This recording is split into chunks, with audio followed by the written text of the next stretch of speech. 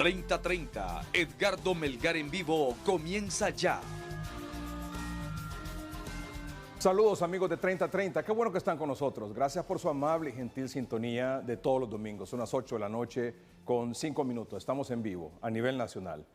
Los temas de esta noche, temas de mucha actualidad, de mucha seriedad y que vamos a tratar de abordar con la mayor responsabilidad posible. Y me permito pedirle su acompañamiento esta noche para que logremos el entendimiento de lo que está pasando, con temas de mucha controversia, que han sido muy polémicos, pero que hay temas que hay que aclararlos mucho y muy bien, sobre todo con los expertos, con los que saben de esto.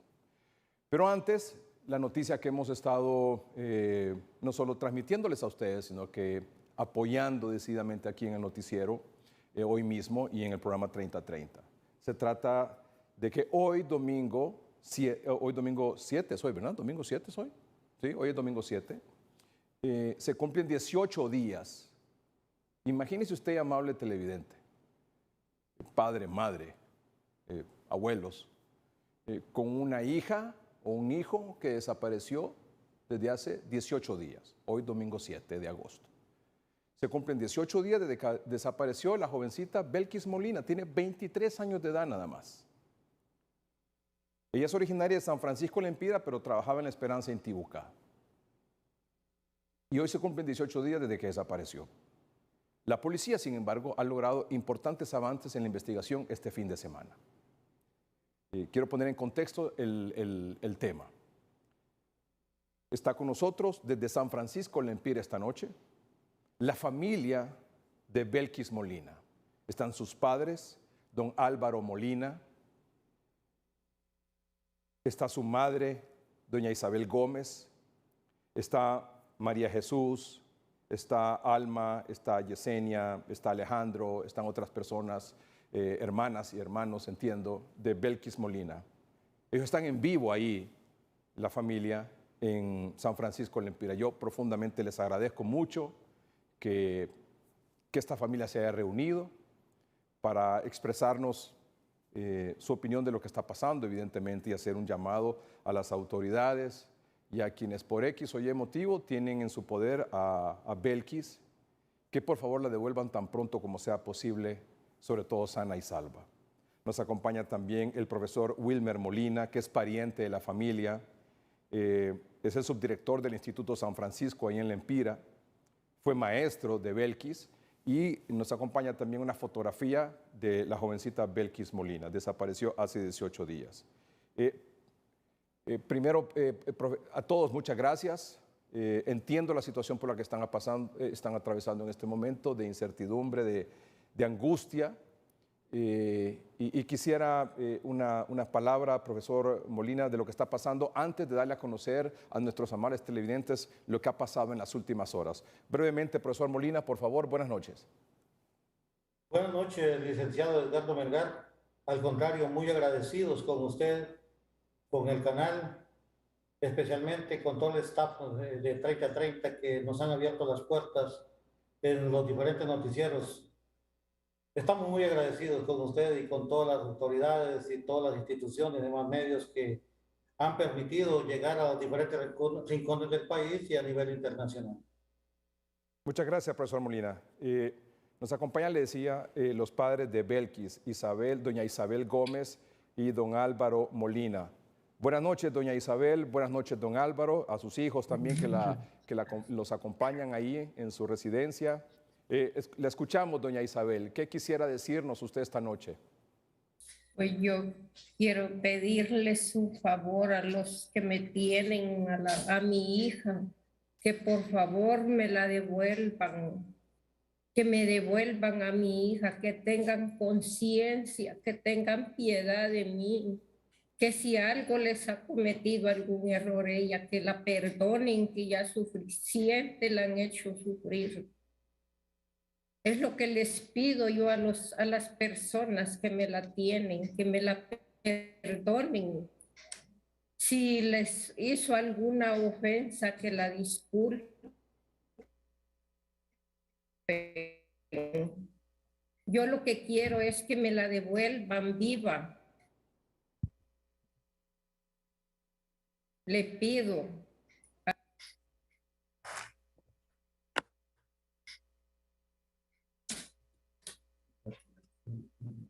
¿Estamos bien con la conexión? Doña Isabel, ¿me escucha? Profesor, creo que hemos perdido la señal con ellos. Está la imagen de la familia, pero no así el audio. Ya volvemos con ellos. Pero en contexto, el lunes 1 de agosto anterior, presentamos aquí el testimonio de doña Isabel, haciendo esta petición de ayuda a las autoridades y haciendo esta petición también a quienes tienen en su poder a su hija. El martes 2, parte de la familia estuvo aquí en este estudio, en el noticiero Hoy Mismo, y hacía el siguiente llamado que voy a presentar a continuación. Esto ocurrió el martes 2 de agosto, es decir, esta semana que ha concluido. Vamos a escuchar a don Álvaro Molina, padre de Belkis.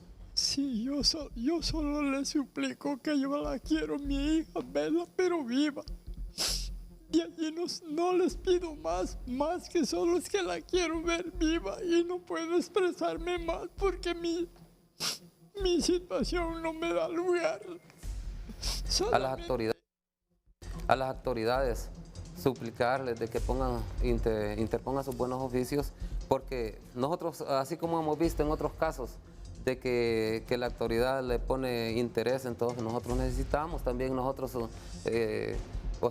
tener respuesta lo más pronto posible, porque como usted sabe, entonces en este caso se ha visto que a otros casos les han puesto atención, entonces nosotros les rogamos, les suplicamos y les imploramos a las autoridades que hagan todo lo posible, lo más pronto posible, para ya no seguir en este calvario que se está viviendo. Yo soy hermana, solo pido a las autoridades. Nosotros sabemos como familia, todos los días estamos yendo a visitar a la DPI, solicitando información que saben acerca de nuestra hermana. Para nosotros es triste, es lamentable llegar a la casa y ver que mamá se derrumba al no saber noticias de mi hermana. Nosotros solo pedimos a las autoridades que nos apoyen en esta situación que estamos pasando, o a quienes la tengan, que por favor nos den información de ella. Es triste que se le trunque la vida, las aspiraciones a una joven así, y ya terminar con esta angustia. Hoy en la mañana, mientras salíamos de su casa, la madre se colgaba de sus hijos, pues, de su esposo, que no viniera porque temía perderlos a ellos también. Entonces son cuadros que aquí no van a conmover, ¿verdad? Por eso el pueblo de San Francisco está unido, pide a las autoridades, a todo el mundo, que nos unamos en un acto de voluntad, ¿verdad? Yo sé que aquí estos casos se pueden aclarar, ¿verdad? Se pueden aclarar. Y yo, sinceramente, yo sé que las bendiciones vendrán para ustedes, pues, licenciado, y todos los que nos han apoyado para estar aquí. Eso es lo más importante, eso es lo más importante. Disculpe, licenciado, como pueblo nosotros ya hicimos lo que podríamos hacer, ya no podemos hacer más, pues, no hayamos que hacer. Solo, este es el último recurso, la última carta que nos estamos jugando. Bueno, así que en las manos de las autoridades está, ¿verdad? Y que pues, queremos sentir el apoyo, ¿verdad? Bueno, la autoridad ha avanzado en la investigación. De hecho, el viernes 5, este viernes que pasó, el día antes de ayer, se logró detener a un individuo, ahí está en pantalla, ahí en el sector de La Esperanza, en Tibucá. A este individuo se le encontró en su casa, o en el lugar donde reside, el carnet de trabajo de la joven Belkis Molina. A este individuo lo capturaron el viernes y, entre otras evidencias que manifiesta la autoridad, se le encontró el carnet de la joven Belkis Molina, el carnet de trabajo de la joven Belkis Molina. La joven Belkis Molina trabajaba hasta hace 18 días en una cooperativa ahí en La Esperanza, en Tibucá. Esto fue el viernes 5 de agosto. Y ahí está el carnet que se le encontró precisamente a este individuo en la residencia donde él vive. Ayer sábado, la policía encontró el carro de Belkis. en un lugar, en una comunidad de Santa Cruz de Yojoa. En una comunidad de Santa Cruz de Yojoa. Miembros de la Dirección Policial de Investigación dieron con el carro, que es esta camioneta color azul, celeste, que era precisamente la que conducía Belkis Molina. Los testigos manifiestan que ella salió de su apartamento en La Esperanza, en Tibucá, en este automóvil, y que después no volvió a su casa.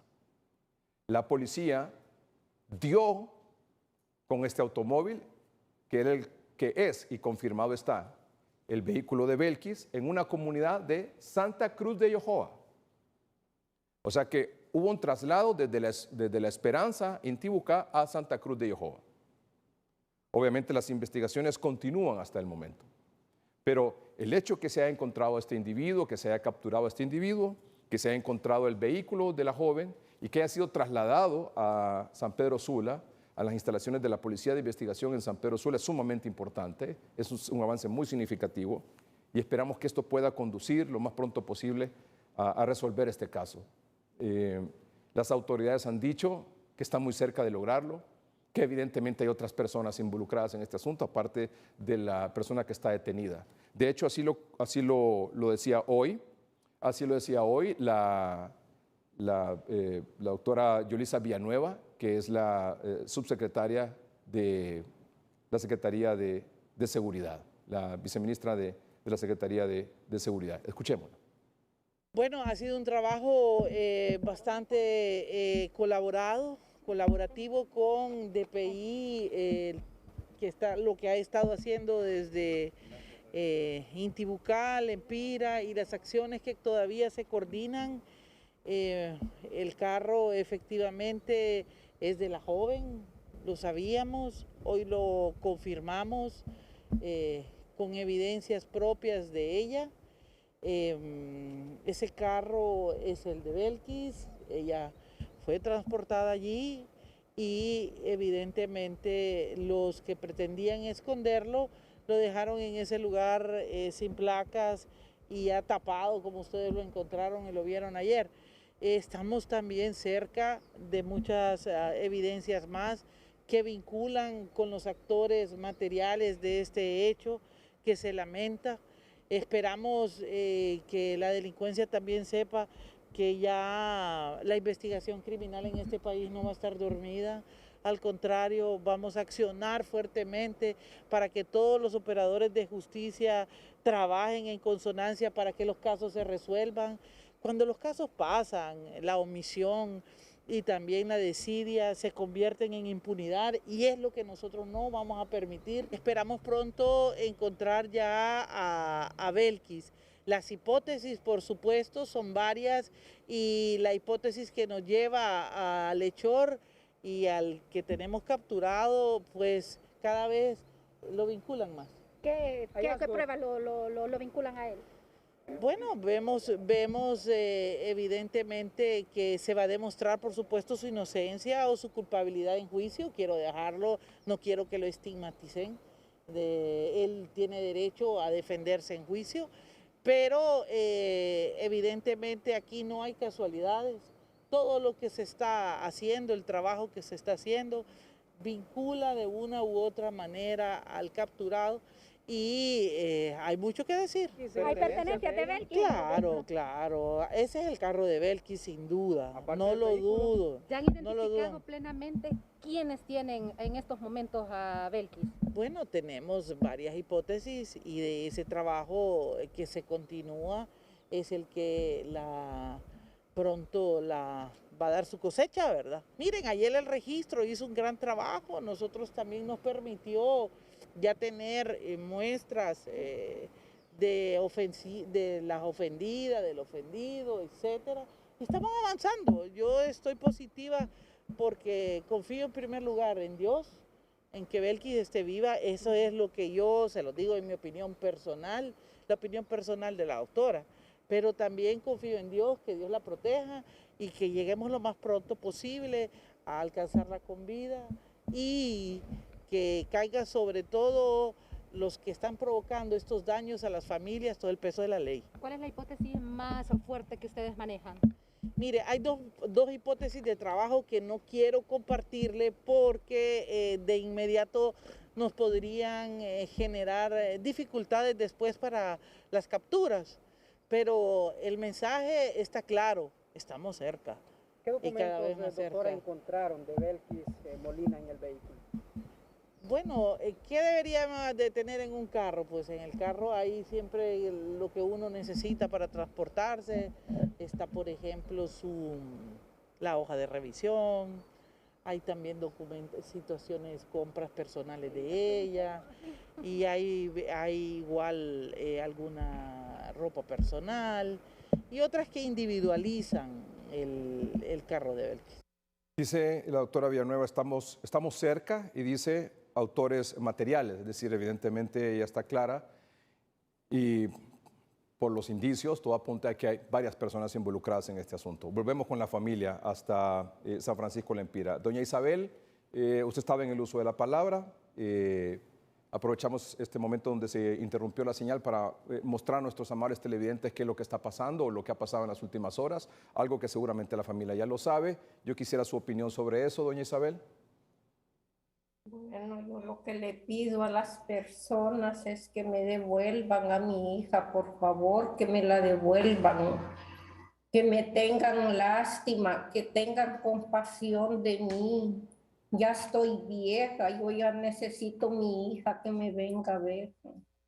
Que si los ofendió, que la perdonen, digo que la disculpen, pero que me la liberen a mi hija. Yo la quiero viva. Es lo único que les pido a los señores, que se les ablande el corazón. Don Álvaro. Yo lo mismo, agradecido con las autoridades porque han hecho ardua labor, y después de eso que yo quiero ver a mi hija presente. Solamente eso es lo que yo les puedo decir. ¿Quiénes están con usted ahí, don Álvaro? Aquí está toda mi familia, mi esposa, mis hijos. Todos mis hijos están aquí, son los que me acompañan en este dolor que tenemos, que no podemos disimularlo, más que lo consolamos solo con llorar. María Jesús está ahí, estuvo con nosotros aquí el martes. María Jesús es hermana de Belkis. Hola, María Jesús. Hola. ¿Qué información tienen ustedes de lo último que ha pasado? ¿Han tenido alguna comunicación? ¿Alguien se ha comunicado con ustedes para hablar del caso Belkis en las últimas horas de hoy? No más información de la que tienen los medios. Esa es la información que nosotros manejamos como familia, la misma información que tienen los medios. Lo que hemos mostrado aquí. Sí. ¿Se consideró en algún momento la posibilidad que se tratara de un secuestro? Para que sea un secuestro, se tendría que haber pedido algún rescate. ¿Ha habido alguna comunicación de alguien que diga que tiene en su poder a Belkis y que está pidiendo dinero a cambio? No, ninguna comunicación por rescate, y si fuese eso tampoco habría, porque somos personas de escasos recursos, no tendríamos para pagar un dinero secuestro. El carro que se mostró por parte de la policía hoy, que se encontró en una comunidad de Santa Cruz de Ojoa, ¿es el carro de Belkis? Podría decirle que sí. Podría decirle que sí. ¿Por qué me dice podría? ¿No está segura? No estoy segura porque el carro no tiene las placas. Nosotros no lo hemos visto de cerca, simplemente lo hemos visto en las fotos, en las evidencias que se han presentado en el medio. El color que aparece. Pero es el tipo de carro y el color. Así es. Es el tipo de carro y el color. ¿Tienen alguna idea por qué este carro pudo haber estado en Santa Cruz de Ojoa? No lo sabemos, no tenemos idea, o sea, no sabemos de qué forma sucedieron las cosas. no tenemos ninguna hipótesis por qué se dio esto o por qué el carro fue a parar allá. Pero lo que sí se sabe es que hace 18 días ella salió con su automóvil, que es según las autoridades y lo que ustedes creen que así es, de su apartamento en La Esperanza, en Tibucá. Y que no se ha vuelto a saber nada de ella. Así es. Desde esa fecha, que según hay un vecino, de las 6:30 que lo vieron salir, no se volvió a saber nada de ella. A la fecha que no sabemos nada de ella. Muy bien. Yo le agradezco mucho a la familia que ha aceptado esta conversación con el programa. No sé si don Luis García, que es cuñado de la familia también, quisiera decir algo para concluir y cerrar este contacto. Don Luis, buenas noches. Licenciado, buenas noches. Muy agradecido de parte de la familia por ese apoyo que hemos recibido de ese tan prestigioso canal. Pues nosotros acá como familia hemos estado en oración, en constante oración, en familia, con la población, en las diferentes iglesias, hemos estado ahí. Nos han brindado ese apoyo espiritual, que es lo que nos mantiene hasta este momento con esa seguridad que vamos a llegar a ese momento que necesitamos de encontrar a esta joven. Ya es un momento desesperante, que ya la familia ya ni lágrimas tiene, porque es que se han resecado de tanto llanto que han tenido. Entonces, nosotros agradecemos la labor que está haciendo la policía, pero por otro lado, nosotros estamos deteniendo, la población nos está pidiendo de que si de ser posible ir a Tegucigalpa, otra comisión que nos apoyan a ir a exigir, o sea, a sugerir, a suplicarles que nos ayuden en este momento tan crucial para poder encontrar esta cuñada, esta joven que está desaparecida hace 18 días. Entonces, nosotros estamos en un momento de desesperación, como puede ver, ya son 18 días, entonces nosotros estamos desesperados, sinceramente. Claro, no es para menos. Don Luis, ¿han tenido alguna información oficial, es decir, por parte de las autoridades o no oficial, sobre si Belkis está con vida? Bueno, en lo personal no he tenido ninguna información, porque eso mi número no aparece ahí en la parte. Pero la familia ha tenido ha recibido alguna información. La familia tampoco creo yo que desconoce, solo se maneja lo que hemos visto en los medios, en los diferentes medios y principalmente en su medio ahí y en las redes sociales que aparece lo que apareció del vehículo nada más, pero solamente hasta ahí. ¿Y ustedes conocen al individuo que fue detenido, a Alexis Noel Lemos? No, nosotros como vivimos largo y poco viajamos a La Esperanza para nosotros es desconocido, pero las autoridades desde luego lo capturaron, algún indicio de haberá y que hagan su trabajo. Nosotros le rogamos a la autoridad que no se despegue del renglón, así como ahorita, que lo siga manteniendo ahí la autoridad, como va el proceso de investigación. Entonces, eso es lo que nosotros le suplicamos a la autoridad, que siga, para ver si podemos dar a encontrarla todavía con vida a esta joven, porque esa es la esperanza que mantenemos. Claro, por supuesto. Muchas gracias, doña Isabel, don Álvaro, María Jesús, don Luis, Alma, Yesenia, Alejandro, no sé, el resto de familia que está ahí, por acompañarnos esta noche. Vamos a seguir apoyándolos, evidentemente, hasta tener una información final de lo que ha pasado con Belkis, que hoy cumple 18 días de desaparecida. Muchas gracias y cuente con el apoyo del noticiero y de este espacio. Profesor Wilmer Molina, cerramos con usted y su mensaje, por supuesto. Muchísimas gracias. Licenciado, solo tomando la palabra a las autoridades, a la señora viceministra, yo sé que la punta de la madeja la encontraron. Hay que seguir hasta dar la noticia que más nos va a halagar, lógicamente, en lo que está concentrada la familia, es cuando las autoridades nos den la buena noticia de que encontraron a Belkis sana y salva. Muy agradecidos con todas las organizaciones, la población que siempre está pendiente en sus oraciones, por su solidaridad, la familia que ha entendido darle un espacio prudencial a las autoridades para que nos den en las próximas horas, en los próximos minutos, una respuesta contundente, la que todos deseamos.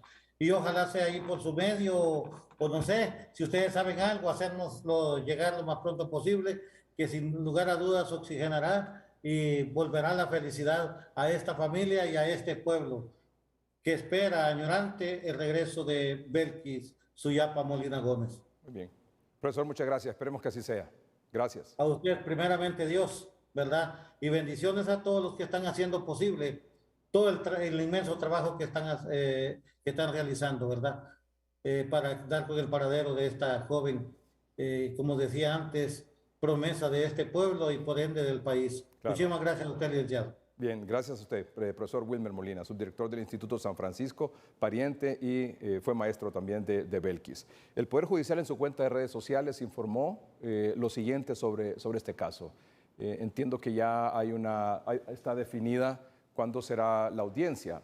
Dijo, el Juzgado de Letras primero de Intibucá señaló audiencia inicial para próximo miércoles 10 de agosto en la causa que se sigue contra Alexis Noé Lemus Parada por la presunta comisión del delito de privación ilegal de libertad agravada en perjuicio de la joven Belkis Suyapa Molina.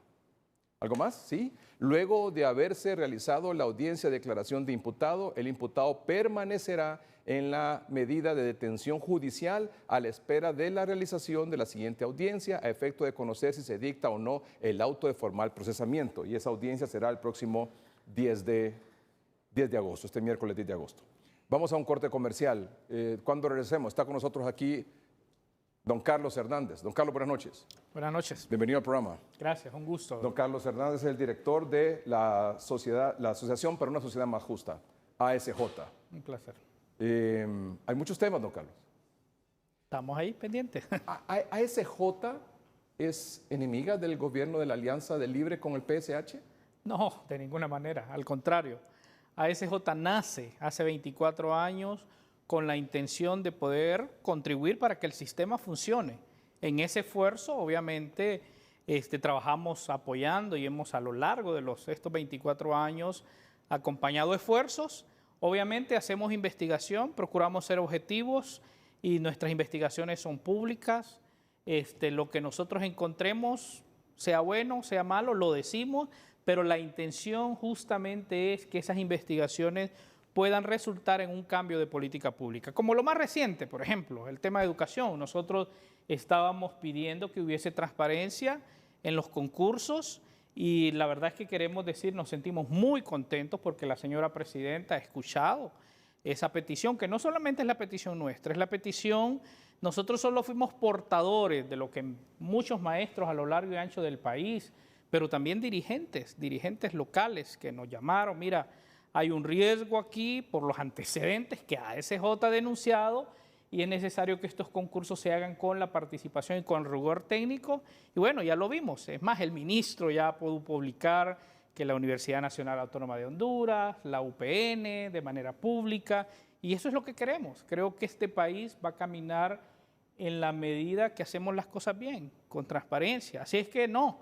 Al contrario, mire, durante el mes de diciembre y enero estuvimos trabajando muy de cerca con la Comisión de Transición, proveyéndole toda la información que no obtenían en el gobierno, estuvimos dándosela. Sin embargo, para un sector del gobierno actual, a ustedes los han señalado, es decir, a ASJ como que apañaban todas las irregularidades, la corrupción, las denuncias de narcotráfico, la reelección del expresidente Juan Orlando Hernández, y que ustedes lo que hacían era más bien acompañar y apañar al gobierno del expresidente Hernández. Sí, porque es lamentablemente, yo digo, es la gente que no lee, porque es un problema que tenemos en Honduras, que yo digo que los muchachos digan eso, pues no me sorprende, pero sí me sorprende cuando gente que supuestamente es educada, que debe de leer, por ejemplo, comenta estas cosas. Esto obedece obviamente o una campaña o intereses, pero hay evidencia, y quizás hoy podemos hablar de la evidencia a lo largo de los, yo le digo 20 años, pero por lo menos hablar de los últimos 12 años, donde la SJ de manera contundente y fuerte, no casos pequeños, casos grandes. Dígame uno tan solo aquí antes de ir al corte comercial. Bueno, le voy a decir, por ejemplo, el tema del corredor turístico, todo el tema de los fideicomisos, que ahora se habló mucho en el gobierno. Hicimos una investigación sobre el corredor turístico donde revelamos irregularidades y un daño patrimonial muy grande de varios millones de dólares. ¿En el gobierno anterior? En el gobierno anterior, claro. Y al final eso provocó que el gobierno tuviese que terminar con coalianza. Si usted recuerda que existía esa coalianza y al final nosotros documentamos, el gobierno después pide una evaluación del Banco Interamericano de Desarrollo, que su evaluación, lo que ellos concluyeron fue exactamente lo mismo que nosotros dijimos. Eso está en el Ministerio Público, como le digo, no fueron, en ese momento nosotros estimábamos como 20 millones de dólares, pero después eso se tradujo en más de 100 millones de dólares. Y en el mismo informe decíamos, no solamente es este fideicomiso, hay otros fideicomisos más. Eso por mencionar uno de los tantos casos más grandes, pero hace 2010, para irnos un poco más atrás, denunciamos 10.000 maestros fantasmas contratados de manera irregular, y es muy importante recordarle al pueblo hondureño, un equipo de fútbol en Santa Bárbara, por ejemplo, que todo el equipo era pagado con la planilla de maestro. En ese momento hicimos denuncias muy fuertes y dijimos, y hay que reconocerlo acá, que había un maridaje entre políticos gremiales y políticos partidarios. ¿Y con el tema del narcotráfico, por ejemplo? Bueno, y usted sabe, ¿y quién fue de sociedad civil? Obviamente posterior al caso de don Alfredo Landaverde, pero al final tuvimos la osadía. No fue fácil, fue difícil el tener que mencionar, el exigir planillas limpias y hablar con los titulares de los partidos políticos y advertirles y decirles, mire, dentro de su fila llevan estas y estas personas vinculadas a narcotráfico. Trate de no levantarle la mano. Recuerdo uno de ellos en particular y hoy están en Nueva York. O sea, entonces cuando hablan esto, obedece a alguna intención, sin duda alguna no puedo desconocer que se tocaron intereses muy fuertes, con la hazaña quizás más grande que juntamente con varias organizaciones hicimos con el tema de la depuración policial. Entonces, ahora esas personas que hay evidencia, que hay 1.600 informes en el Ministerio Público que eran miembros de maras y pandillas, que eran sicarios, que fueron líderes en la época más oscura, pero lamentablemente en el país se nos olvida eso y a veces es necesario recordarles de dónde veníamos. Casi 90 homicidios por 100.000 habitantes, o sea, teníamos más de 20 homicidios y había un clamor popular. En ese momento, mire qué interesante, Edgardo, en ese momento, cuando el Estado fue incapaz de depurar la policía, porque lamentablemente hay evidencias en Honduras que la policía no se depura por sí sola, o sea, al contrario, se protegía. Y ese liderazgo, todo el liderazgo de la policía, todo, porque a veces malinterpretan y dicen, sacaron unos y dejaron otros, todos se fueron, que contamos con el apoyo ahí del gobierno de Estados Unidos, quien nos proveyó información documental y también financió ese esfuerzo, se logró. Entonces estimamos que de repente por ahí puede haber, y hay toda una campaña para tratar de hacerle creer a la gente que en los últimos 12 años no investigamos. Pero bueno, si entran a todo lo que nosotros publicamos, se van a dar cuenta que siempre denunciamos. ¿Es cierto que usted va allá a Estados Unidos a quemar o a denunciar sin pruebas o por rumores o por especulaciones a políticos, a funcionarios o exfuncionarios del gobierno para que luego aparezcan en la lista Engels? Momentito, ya regresamos. Okay.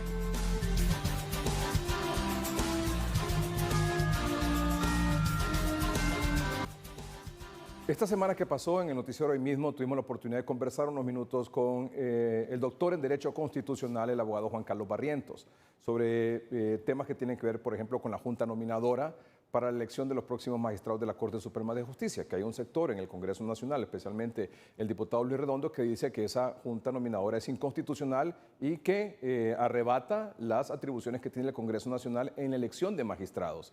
El doctor en Derecho Constitucional, el abogado Barrientos, lo explicó en el noticiero hoy mismo, esta semana que concluyó, le decía, pero recibí muchos comentarios y solicitudes de amables televidentes que no pudieron ver esa entrevista y que si podíamos presentar un poco la declaración del abogado Barrientos. Pues no vamos a presentar la declaración del abogado Barrientos, sino que él va a estar en unos minutos aquí para darnos esa explicación de nuevo, porque fue muy clara y muy contundente, en unos minutos.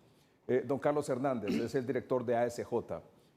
Me reitera, ¿usted qué relación tiene actualmente con el gobierno de la presidenta Castro?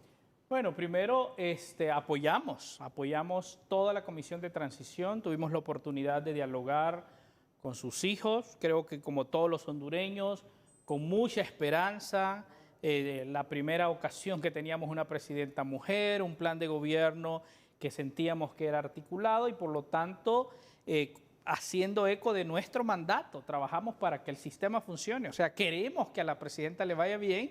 En ese sentido, hemos continuado nuestro trabajo, el mismo trabajo que nos tocó hacer en los últimos años y es justamente el mismo que vamos a seguir haciendo, vamos a investigar, vamos a brindar asistencia técnica que sí se requiere y que sí se requiere acompañamiento, porque al final lo que queremos es servicios públicos de calidad, de calidez para nuestra gente, que ese es el anhelo, yo creo, de todos. Ustedes hicieron una observación que se tomó en cuenta por parte del gobierno, directamente por la presidenta, en relación a este concurso de plazas para maestros. Sin duda alguna. Muy bien, y eso, qué bueno. Eso es positivo, y es claro. justamente eso es lo que queremos. Y cuando vimos la comunicación del ministro, nos alegró y sabemos que la presidenta se pronunció sobre ese tema. Sí, pero en salud es otra cosa. En salud no les quieren ver ni en pintura. Claro. O sea, no los quieren, ha dicho el ministro Mateo, no los queremos ver ni en pintura para que le hagan una veeduría a la compra directa de medicamentos. Y esa gente apañó el gobierno anterior y por lo tanto no le vamos a permitir que se metan en esto. Eso solo obedece a una cosa. Uno, la ignorancia, ¿verdad? O sea, el doctor de repente no sabe que yo no necesito la autorización de él, ni usted, ni ningún hondureño, para velar por el buen uso de los recursos públicos. Dos, es el temor. Puede haber miedo, porque obviamente cuando usted no permite que la gente vea lo que está pasando, cuando hay antecedentes, que todos los procesos de compras directas de medicamentos, lamentablemente, han sido sobrevalorados, pero también se han prestado para actos de corrupción, y ASJ lo ha denunciado. ¿Sabe qué? Hace 14 años, cuando él era miembro de la Comisión Interinstitucional de Medicamentos, que era una modalidad que había, hicimos nuestro primer informe y mostramos con números, con datos, de que lamentablemente ahí en ese proceso habían sobrevaloración de precios. Creemos nosotros, estimamos que de repente por esa historia de hace 14 años, cuando él era miembro de esa comisión y que públicamente hicimos ese informe, quizás es la condición para dar la declaración que dio. Sin embargo, nosotros lo vamos a hacer, lamentamos porque el sistema está desabastecido, lo nombraron a él para tomar control sobre el sistema sanitario. Mire, tenemos comunicación con todos los directores regionales, con hospitales regionales y lamentablemente hay problemas. Ojalá la presidenta de la República, así como actuó con el tema de educación, pueda actuar en el sistema de salud, porque nuestra gente requiere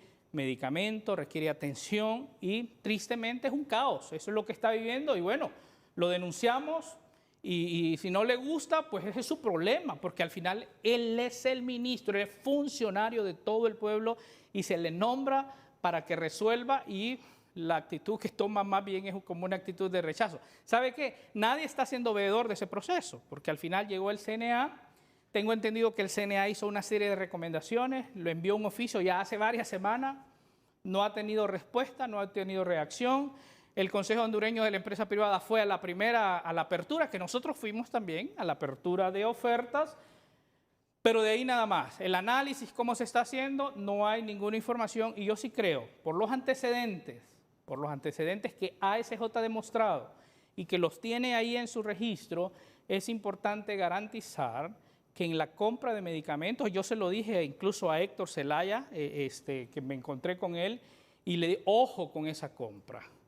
porque 500 millones en compras directas de medicamentos, eso puede traducirse en sobreprecio, mala calidad, pero puede ser que de repente, como ya hubieron 13 medicamentos esenciales, incluso algunos que no se ofertaron. Y él se molesta porque le dijimos, ¿qué está haciendo con esos medicamentos que nadie ofreció venderlos?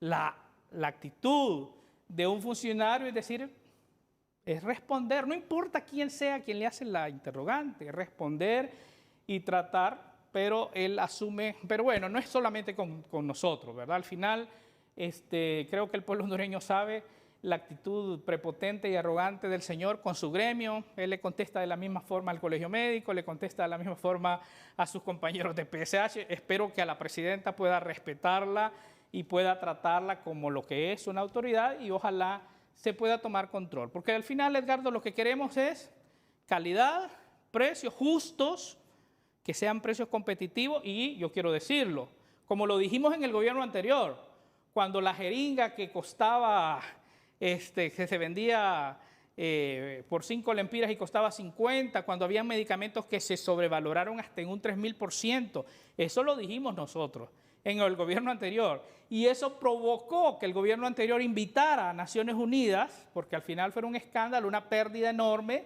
300 millones de lempiras al año, que se invitara a Naciones Unidas para que hiciera esas compras. Así es que reiterarle al doctor y al público, a las personas, a que lean. Es importante leer la historia, leer lo que hay y no especular, porque al final me parece es un poco irresponsable cuando eso se hace. ¿Especulan cuando dicen que usted, Carlos Hernández, de ASJ, va a Estados Unidos y dice, mire, a este y este que metieron en la lista Engels? Bueno, es bueno que le den ese poder, ojalá eso me proteja, ¿verdad? ¿Sabe qué? Lo hemos dicho acá, o sea, nosotros hemos denunciado acá. Es más, quiero decir, recuerdo que en esta misma empresa, un diputado de Colón, cuando apareció en una lista, no en la Engels, sino en la otra, en la Marinsky, públicamente acusó que éramos los responsables de haberlo sacado y nos amenazó públicamente. Que tuvimos, obviamente, se habla de un diputado que tiene poder, que aparece en una lista con supuestos vínculos del narcotráfico, pues también como humano uno se preocupa, ¿verdad? Entonces, lo dijimos acá, o sea, no, hacemos las denuncias aquí en Honduras, y bueno, también hacemos las denuncias allá, porque esa es parte de la incidencia, pues, si queremos que el sistema... O sea, que la respuesta Estados Unidos. La respuesta es claro que sí, claro que sí, pero no solo allá, aclararle al expresidente, ¿verdad? Aquí en Honduras también lo hemos hecho, y ellos son testigos. Sí, porque el expresidente Lobo dijo el domingo pasado aquí que usted iba allá a Estados Unidos a quemar gente sin pruebas, sin nada, para que los metieran en la lista Engels. Sí, pero bueno, también Estados Unidos no actúa de manera irresponsable, que un ciudadano cualquiera llega allá a hacer una denuncia. No, hay investigaciones. Es como el tema de narcotráfico. No, pero entonces, sí, usted, ASJ... Lo denuncio aquí y he tenido la oportunidad de las mismas denuncias que hemos hecho acá, también de hacerlas en algunos foros públicos. O sea, todos esos allá que han aparecido en la lista Engels del año pasado y de esta, usted puede decir, nosotros contribuimos para que salieran ahí. Fíjese que de esta última no, tengo que ser muy transparente. Esta última, porque, bueno, usted sabe, la pandemia estuvo cerrado, o sea, hubieron acciones, pero en el pasado sí hemos hecho en algunos eventos públicos lo que ya se publica acá. Obviamente seríamos muy irresponsables de venir y poder hablar sobre nombres en un espacio donde cuando esas investigaciones no se han hecho de manera... Pero le voy a mencionar, pero también ha habido información de allá para acá, como por ejemplo en el proceso de elección de la Corte Suprema de Justicia anterior. Tuvimos información, acceso de que el narcotráfico estaba trabajando arduamente porque quería meterse en el tema de la Corte. Y eso lo denunciamos, y lo denunciamos aquí. O sea, obtuvimos la información allá, lo denunciamos acá, hablamos con el liderazgo político aquí, con todos. Y bueno, al final se logró neutralizar algunas de las cuestiones, pero al final no nos compete a nosotros, porque quien elige obviamente es el Congreso, pero sí hablamos con el liderazgo del Congreso. Incluso en ese momento estaba el Partido Salvador, que no se llamaba Salvador, sino era el PAC, me acuerdo, que hablamos con ellos, hablamos con gente del Partido Liberal, del Partido Nacional. Así es que el trabajo nuestro eso es, ¿verdad? Y solo un detalle, Edgardo, muchas de las cosas que hicimos en el gobierno anterior fueron apoyadas por la gente de Libre. O sea, lo que hicimos en la policía, por ejemplo, la depuración policial no fue una cuestión que surge de la noche a la mañana. Es un decreto que los de Libre lo respaldaron. Y luego trabajamos arduamente en un proceso para transformar la Policía Nacional con nuevas leyes y fue aprobado por unanimidad y los diputados del Libre apoyaron y tuve una relación y yo he procurado ser muy respetuoso y tener una relación muy, muy cordial con todos los partidos políticos, porque al final uno es claro que ni diseñamos ni aprobamos política pública, ni tampoco podemos aprobar leyes, nadie de la sociedad civil. Uno lo que hace es alzar la voz, es hacer propuestas, es investigar, es denunciar, eso es parte de una democracia. Por eso es que cuando se atenta contra la sociedad civil, se atenta contra la democracia. Y en el gobierno anterior hicimos las denuncias más grandes que involucraba cuestiones financieras, las hicimos en la última década, ASJ, y eso está documentado. Y eso nos provocó incluso ciberespionaje, y lo denunciamos en su momento. O sea, tratar de penetrar penetraron nuestros sistemas, que una denuncia que íbamos a presentar mañana de repente ya aparecía un día anterior en las manos de algunos funcionarios que empiezan a querer intimidar. Así es que por eso nos sorprende esa actitud bastante fuerte, insisto yo, de los muchachos, de los más jóvenes, pues, pero sí me sorprende cuando hay gente adulta, ¿verdad? Que yo espero que por su posición, por su nivel educativo, lean, conozcan la historia, repitan una serie de cosas que no son verdad. Don Carlos, muchas gracias por aceptar esta invitación. Un gusto. Gracias, don Carlos. ¿Viene la Sisi a todo esto? ¿Sí o no? ¿Viene la Sisi? ¿Sí bueno, o no? va a depender de lo que pase. Mire, el memorando de entendimiento se hizo en 2 etapas. La primera etapa tiene condiciones. Hay que ver el comportamiento del Congreso Nacional. Si se siguen haciendo cosas al margen de la ley, si se siguen haciendo cosas en contra de la lucha contra la corrupción, difícilmente, pero creo que el clamor y el anhelo es que el Congreso Nacional actúe de manera correcta, ¿verdad? Que trate de proteger la democracia, porque eso es una condición, no vulnerar la democracia. Va a depender mucho de la elección que se haga de la Corte Suprema de Justicia para pasar a la siguiente etapa. De 1 a 10, hoy, ¿qué posibilidades hay que venga la Sisi? Bueno, yo diría 50%, porque todavía, hay condiciones. Es que el memorando ni siquiera se ha firmado. O sea, hay un primer acercamiento, pero el memorando todavía ni siquiera se ha firmado. Entonces esperamos que se firme y que se empiece a trabajar, que se logren esos requisitos que están ahí, que son requisitos previos. Va a venir una misión acá y luego, pues el deseo nuestro y de la sociedad es que pueda venir una misión. Gracias, don Carlos. Ya regresamos.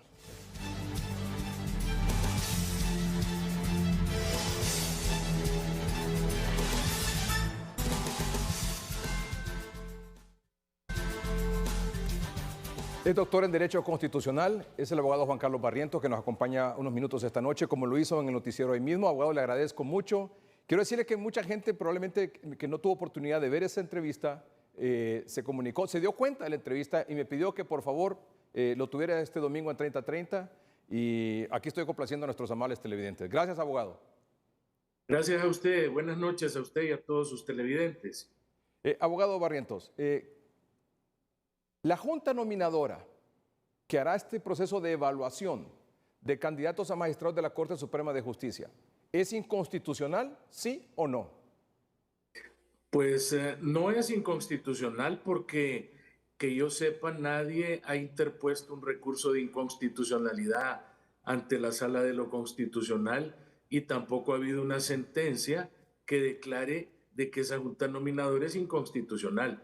Tampoco el Congreso Nacional ha recibido ninguna iniciativa de ley en el sentido de derogar del texto constitucional todo lo relativo a la Junta Nominadora, habida cuenta de que transgrede las normas constitucionales. Entonces, bien o mal, funcione o no funcione esa Junta Nominadora, al día de hoy es constitucional porque está en la Constitución y no ha habido ningún mecanismo para poder expulsarla de la Constitución.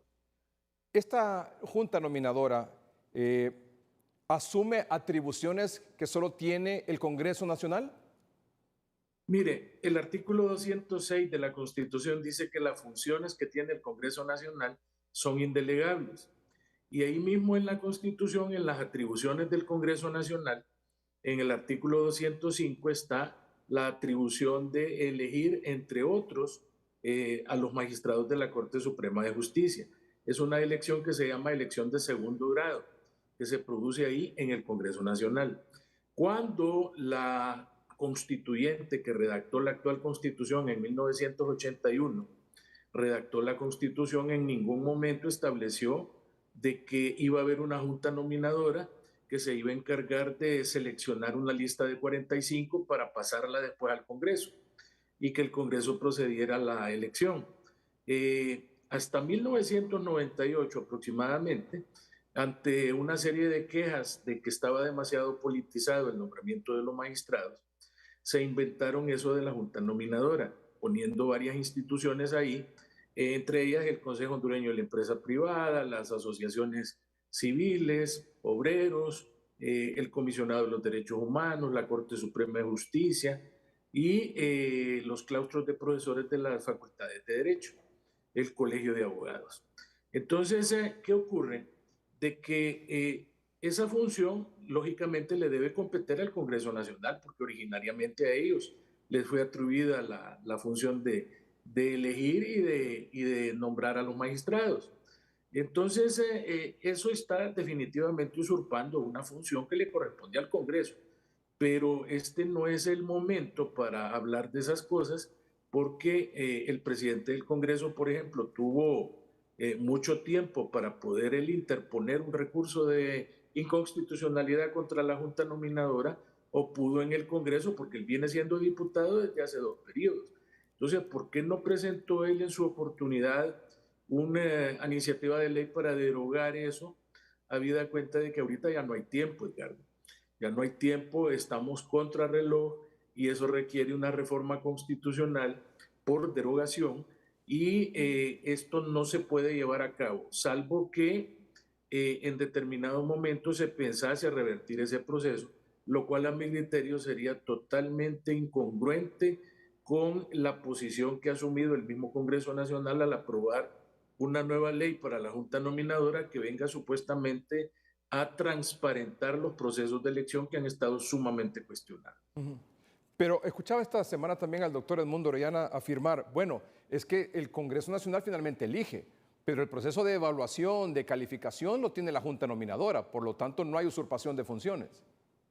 Pues yo creo que sí hay usurpación de funciones porque la Junta Nominadora manda un listado de 45 personas y solamente sobre esas 45 puede recaer la elección.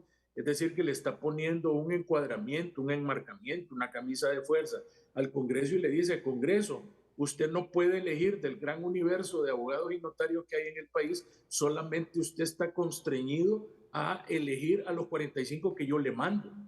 Entonces, desde ahí, el Congreso se está viendo limitado en la elección y de esa manera se usurpa la función del Congreso porque el Congreso usted no le puede poner camisas de fuerza, ni límites, ni decirle usted solo puede hacer esto o solo puede hacer aquello, cuando es una función que el constituyente se la dio sin ninguna cortapisa y sin ponerle absolutamente ningún tipo de limitante. Entonces, usted afirma que la Junta Nominadora es constitucional, pero que la Junta Nominadora a su vez usurpa atribuciones que son exclusivas del Congreso Nacional. Entonces, ¿qué hacemos? No, es que es constitucional porque ahí está ahorita en la Constitución, aunque esté mal puesta, aunque esté mal introducida. Mire, el sistema legal constitucional hondureño implica de que usted puede tener algo que viola la Constitución o que viole el espíritu de la Constitución, pero mientras no haya una sentencia de la Sala de lo Constitucional declarándolo así, usted va a tener que seguir soportando la institución dentro del Congreso. Ahorita, como le decía al inicio, no hay ninguna sentencia, ni el Congreso ha procedido a derogar eso, que no es un artículo pétreo que perfectamente se puede discutir, aprobar y derogar en el Congreso. Entonces, mientras eso no haya ocurrido, la figura es constitucional. ¿Por qué? Porque está en la Constitución. Y el proceso de evaluación y calificación, por lo tanto, es constitucional también. Definitivamente que sí, porque mientras eso no desaparezca de la Constitución, por las razones que sean, ese procedimiento va a tener que seguirse utilizando. Y eso está, y eso está igual que los sectores que califican que es excluyente el hecho de que solo puedan ser abogados y notarios. Ya sabemos que hay un requisito que el notariado lo da los magistrados de la Corte Suprema de Justicia y lo demás, pero supóngase que entráramos a discutir lo de que si solo pueden ser abogados o tienen que ser abogados y notarios. Hay muchos sectores que dicen, ¿por qué tiene que ser abogado y notario? Bueno, eso se pudo haber discutido antes. Desde la última elección de la actual Corte Suprema de Justicia pasaron 7 años y se pudo haber discutido ese tema, si solo eran abogados y notarios o solo abogados como requisito para ser, como uno de los requisitos para ser magistrado, o que se eliminara también la Junta Nominadora. ¿No le parece? Mire, desde que yo estaba en la Facultad de Derecho como estudiante, se viene hablando de que existe un sistema que no es justo ni equitativo porque divide a los profesionales del derecho en notarios y no notarios. Entonces, actualmente hay aproximadamente como 2.000 notarios. Esos notarios tuvimos que ir a hacer un examen a la Corte Suprema de Justicia. Y es un examen oral donde si nosotros demostrábamos tener el conocimiento y la calidad y la condición precisa y aprobaban nuestra tesis, etcétera, etcétera, y nos daban ese carácter de ministros de fe pública, nos daban lo que se conoce con el nombre del exequatur, muchas personas alegaban de que era porque teníamos algún contacto político que nos había permitido acceder a ese examen. Y muchas veces se decía que a muchas personas que no sabían absolutamente nada, inclusive les habían regalado la institución del notariado. Entonces, el problema es de que la Constitución de la República, como usted bien lo señala, ya establece que para ser magistrado de la Suprema Corte hay que ser abogado y hay que ser notario también. Entonces, como usted bien decía, si ese requisito no les gusta, no les parece, tuvieron mucho tiempo para proceder a reformarlo dentro de la Constitución, pero no lo hacen y a esta altura resulta también extemporáneo pretender cuestionar eso y tratar de crear condiciones en las cuales la gente piense de que estamos frente a un Estado clasista en materia jurídica. O sea, porque sí, perdón. Yo siempre he manifestado de que el título de notario, el exequatur lo da la Corte Suprema, entonces lógicamente los magistrados cuando van a examinar a un postulante para ser notario, lógicamente usted tiene que ser notario también, porque sería totalmente absurdo de que sin que usted sea notario, usted ande examinando a un fulano que quiere ser notario. Es como que yo, sin ser abogado y sin tener ninguna especialidad, esté dando clases en la Facultad de Derecho y que yo pretenda que todos los que no sean abogados den clases en la Facultad de Derecho, porque es clasista el hecho de que no incluyamos a todo el mundo a dar clases en la universidad, por el amor de Dios, y para dar clases en la Facultad de Derecho hay que ser abogado. Entonces, para ser magistrado hay que ser notario, porque son los que examinan a los postulantes para ser notarios.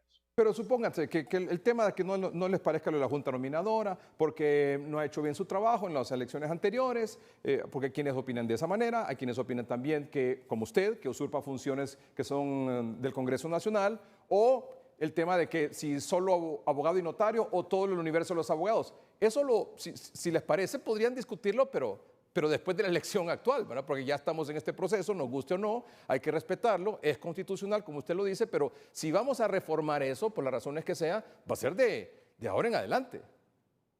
Va a ser de la próxima elección en adelante, pero aquí la tradición ha sido de que ya cuando se acerque el proceso de elección, empiezan a hacer los cuestionamientos y durante los 7 años anteriores nadie, absolutamente nadie, dijo nada, ni el Colegio de Abogados, ni tampoco la sociedad civil, mucho menos la gente que se vive quejando de todo.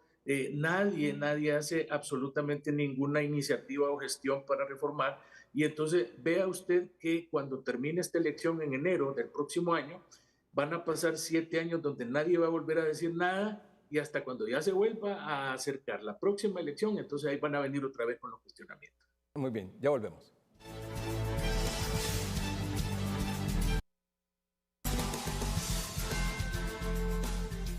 Abogado Juan Carlos Barrientos, gracias por acompañarnos esta noche.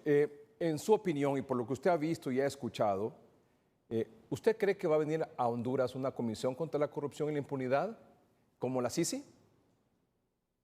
Mire, de conformidad con el convenio de acercamiento y de protocolo que generalmente siempre se hace antes de la venida de una misión internacional de esta naturaleza, yo lo veo bastante remoto. Yo, al contrario censo de su invitado que decía un 50%, yo no creo que esto actualmente esté, pero ni tan siquiera al 5%. Imagínese que dice su invitado anterior, el señor Hernández, que ni tan siquiera han firmado el convenio de intención. Y si usted ha tenido acceso al documento, que todo el pueblo hondureño ya a esta altura lo conoce, porque fue filtrado, es decir, el gobierno no lo dio a conocer, usted va a ver ahí que hay una serie de situaciones donde, en primer lugar, se habla de la derogatoria de un montón de decretos que en determinado momento apañan la impunidad, decretos que tienen que ver con lavado de activos o con facultades investigativas del Ministerio Público o de la UFERCO ahora. Y usted ha visto que el Congreso Nacional no está teniendo en agenda absolutamente ninguno de esos instrumentos legales que deben ser derogados. Es más, fue una promesa de campaña que iban a derogar el Código Penal porque lo llamaban el Código Penal de la Impunidad, donde muchos que estaban siendo acusados por lavado de activos últimamente salieron liberados porque esos artículos del Código Penal los protegen y hacen imposible que los tribunales o el Ministerio Público los pueda acusar. Entonces, este tipo de cosas me hacen prever a mí también de que va a ser bastante difícil que pueda venir como realmente debería de venir, porque si van a venir, dicen algunos sectores, como estaba la MASI antes, que únicamente era una entidad de tipo asesor y que certificaba jueces o fiscales, y lo que se pretende de parte de otro gran número de gente en Honduras es que vengan como la CICI de Guatemala, que tenía facultades de investigación, pero también facultades de presentar directamente ante los tribunales acusaciones o requerimientos fiscales. Es decir, aquí en Honduras el monopolio de la acción penal pública la tiene el Ministerio Público y en casos que son contra el Estado, la Procuraduría General de la República. Pero ya con esta nueva misión, con esta nueva CICI, ellos tendrían la facultad autónoma de ir a presentar acusaciones criminales. Y eso le tiene pavor, le provoca terror a un montón de gente. En Guatemala, la CICI presentó acusaciones criminales que llevaron inclusive a meter a la cárcel a Otto Pérez Molina o a la señora Valdetti, que era la vicepresidenta, y Otto Pérez era el presidente de Guatemala. Entonces, esta misión, si viene así, como le dice mucha gente, con dientes, con garras, definitivamente aquí va a ser una epopeya el hecho de que venga a levantar los cimientos de la corrupción. Y yo siento de que están muy atrasadas las gestiones, en el Congreso no toman las medidas pertinentes e inclusive el hecho de que esa junta de la directiva del Congreso Nacional esté de manera ilegal, de facto, siento yo que también contribuye a que esta misión todavía no pueda venir a Honduras. Sumado al hecho, Edgardo, de la famosa amnistía política, donde metieron un montón de delitos y salieron libres un montón de personas que no habían cometido delitos políticos, sino que más bien eran delitos de carácter común. Abogado, muchas gracias por acompañarnos esta noche. Gracias a usted, buenas noches. Gracias, el abogado Juan Carlos Barrientos, doctor en Derecho Constitucional. Ya volvemos.